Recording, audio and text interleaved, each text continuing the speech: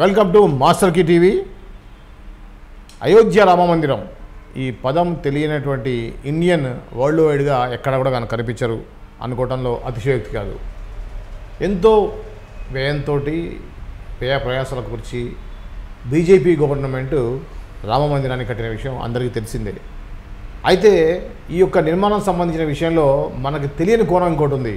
అదేంటంటే నిర్మాణం ఇంకా చాలా పెండింగ్లో ఉంది. అది ఇప్పట్లో అయ్యేలాగా కనిపించటం లేదు. కారణం ఏంటి?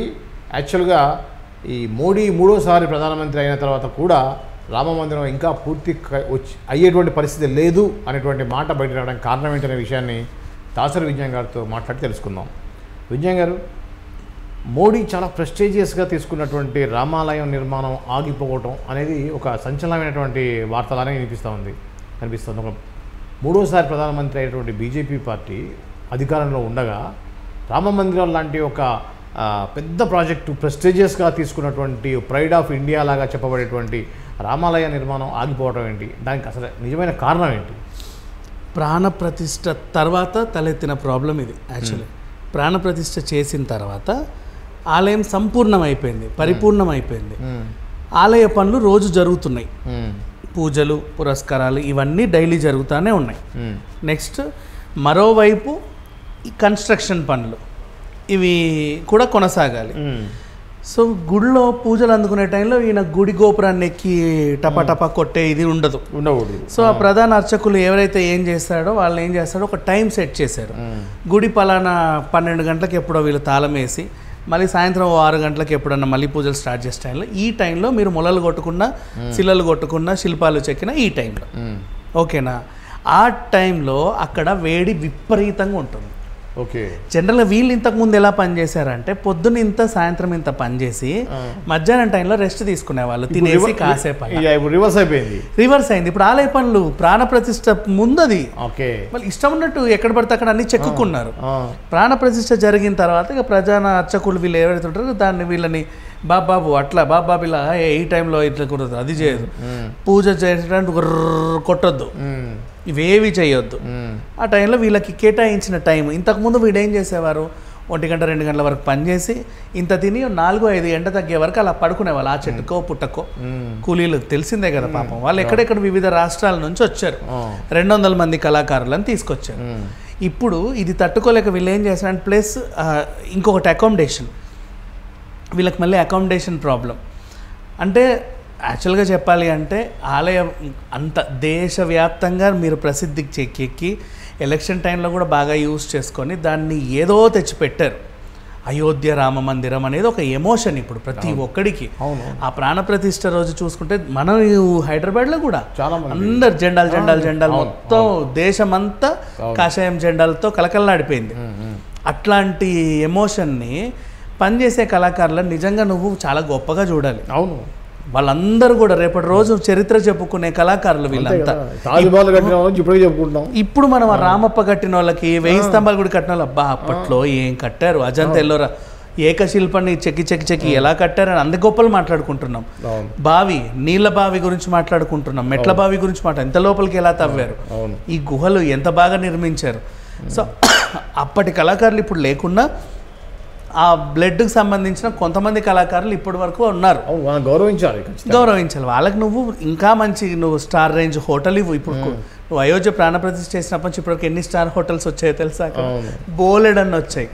వీళ్ళకి ప్రభుత్వం తరఫున మంచి అకామిడేషన్, మంచి ఫుడ్, ఒక పర్టికులర్ టైం ఇస్తే వీళ్ళు ఆ టైంలో చేసుకుంటారు. తర్వాత మీ ఆలయ పనులు కూడా చేసుకోండి, ఒక షెడ్యూల్ పెట్టుకోండి. క్లైమేట్ సహకరించలేదా పాపం వాళ్ళని వదిలేయండి. ఆ రోజు గౌరవార్థం వాళ్ళని అలాగే కూర్చోపెట్టండి. ఎందుకంటే ఆ టెంపుల్ని చెక్కి ఈరోజు మీరు అందరు ఇట్లా అనేవన్నీ ఆ చేతులు చెక్కినవే. అంతే కదా. ఇట్లా దర్శనం చేసుకుంటూ వెళ్తుంటే ఏ విగ్రహం కనిపించినా ఇట్లా అనుకుంటూ వెళ్తూ ఉంటాం. అవునా? అవన్నీ వీళ్ళు చెక్కినవే కదా. సో వాళ్ళకి ఆ మాత్రం ఇవ్వాలి. ఏదో నువ్వు కన్స్ట్రక్షన్ పనిలో కాంట్రాక్ట్ కూలీలకు ఇచ్చినట్టుగా కొంచెం అయిందా పని, బాబా కసపా మొలల తర్వాత కొట్టుకున్నాను, పూజ అవుతుంటే ఏం కనబడట్లేదా, ఇట్లాంటివన్నీ చేసేసరికి సో వీళ్ళు కూడా సగం కన్స్ట్రక్షన్లో ఉండగా ప్రాణప్రతిష్ఠ చేశారండి. అది ఇప్పుడు ఇబ్బంది అయింది. అది రెండు కాదు, వాళ్ళు ఒక మంచి ముహూర్తం అనుకున్నారు. ఆ ముహూర్తంకి అది ఫినిష్ చేయకపోవడం కూడా ఎల్ఎన్టీ లోపమే. అంటే ఎల్ఎన్టీ ఇప్పుడు చూసుకునేది నిజానికి కూడా దాని మీద ఒక పెద్ద విమర్శ వచ్చింది ఆ సమయంలో.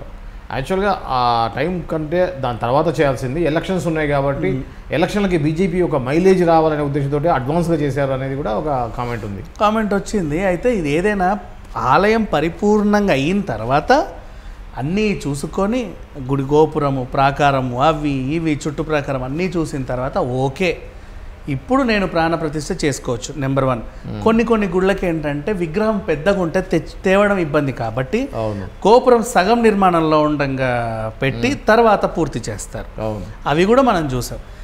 కొంతమంది ఏంటంటే అక్కడే శిల్పాన్ని చెక్కుతా గుడి కడతా మొత్తం గుట్టగట్టి ఒకరోజు దాన్ని కలిపి ఆ రోజు ప్రాణప్రతిష్ఠ చేస్తారు. ఇక్కడ శిల్పం ఎక్కడి నుంచో వచ్చింది, సరే గుడిలో పెట్టారు, అంతా బాగానే జరిగింది. కానీ ఇప్పుడు వచ్చిన ప్రాబ్లం ఏంటి, నువ్వు ఆలయ పనులు జరగాలంటే నిర్మాణ పనులు ఆపాలి, నిర్మాణ పనులు జరగాలంటే ఆలయ పనులు ఆపాలి. ప్రాణప్రతిష్ఠ చేసాక ఆలయ పనులు ఆపితే అరిష్టం, అదొకటి ఉంది. అలా అని ఆలయ పనులు జరిగేటప్పుడు ఇష్టం ఉన్నట్టు సౌండ్లు చేసి గుర్ర ఇవి కొట్టడం కూడా అరిష్టమే. ఇన్ని ప్రాబ్లమ్స్ ఉన్నప్పుడు ఈ కళాకారులకి సరైన గౌరవం కూడా లేకపోవడం.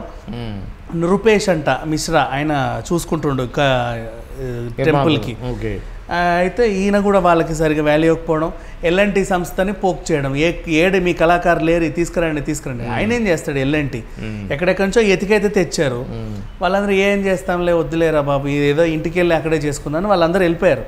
ఒకసారి ఇంటికి వెళ్ళిన వాళ్ళు మళ్ళీ రావడానికి ఆసక్తి చూపట్ల అక్కడికి. సో ప్రజెంట్ అంటే వాళ్ళ ఎక్స్పెక్టేషన్స్ హైగానే ఉంటాయి, ఎందుకంటే దేశ వ్యాప్తంగా ప్రసిద్ధికి ఎక్కిన పెద్ద టెంపుల్ని మా చేతుల మీదే నిర్మిస్తున్నారంటే మాకు ఉండాల్సిన గౌరవం కూడా ఆ రేంజ్లోనే ఉండాలి. అక్కడికేమో ఏదో రకంగా అక్కడ మా పనులకి మీరేంటయ్యా డిస్టర్బ్ చేస్తున్నారు అన్నట్లుగా అర్చకులు, మా పనులకి మీరెందుకు డిస్టర్బ్ చేస్తున్నారని చెప్పేసి వీళ్ళు, ఇటు అటు కాకుండా పొంతన లేకుండా పనులు ఆగిపోవడం, ముందుకు సాగకపోవడం. ఒక డెడ్ లైన్ అయితే పెట్టిండ్రు, December 2024 ఈ లోపు అయితే ఆలయ పనులు పూర్తి కావాల్సిందే 100%. ఇంకా 4 నెలలు ఉంది. ఇప్పుడు రోజుకు 200 మంది కళాకారులు అహర్నిశలు శ్రమిస్తే తప్ప ఆ పనులు అవ్వవు. ఇప్పుడేమో వెళ్ళిన కూలీలు రాని పరిస్థితి.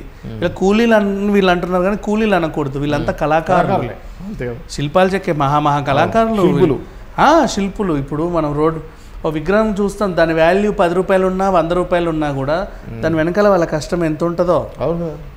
అచ్చు ఇప్పుడు వినాయకుడి విగ్రహాలు కూడా అచ్చు వేస్తారులే, దానిదే ఉందంట. ఆ అచ్చు తయారు చేయడం కూడా ఇంపార్టెంటే కదా, అంత నీట్గా.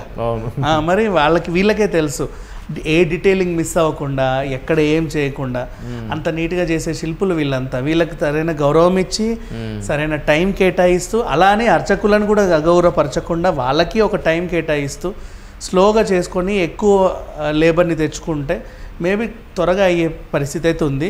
బట్ ప్రజెంట్ అయితే అటు ఇటు కానీ సిచ్యువేషన్లో సంగీతంలో ఉంది పరిస్థితి. Okay right. ఇది అండి ఏదైతే అయోధ్య రామ మందిర నిర్మాణ పనులు తాత్కాలికంగా ఆగిపోయాయి అని తెలుస్తుంది.